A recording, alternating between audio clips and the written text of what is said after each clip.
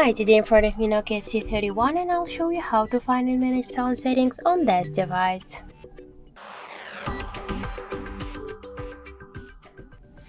So first let's open the settings application and then scroll to the sound section.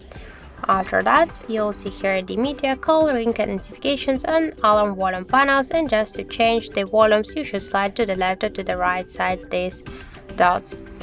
If you wanna turn on or turn off the don't disturb mode, you should just do it here. And you can change also here the phone ringtone for scene 1 and scene 2, to change the media settings, to pin media player, and to show the media recommendations by use the switchers. So let's go back.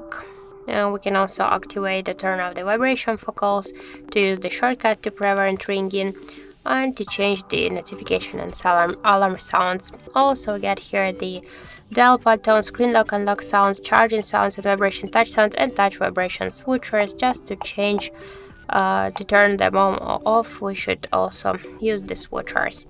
So that's it. Thank you for watching, and if you find this video helpful, don't forget to leave a like, comment and to subscribe our channel.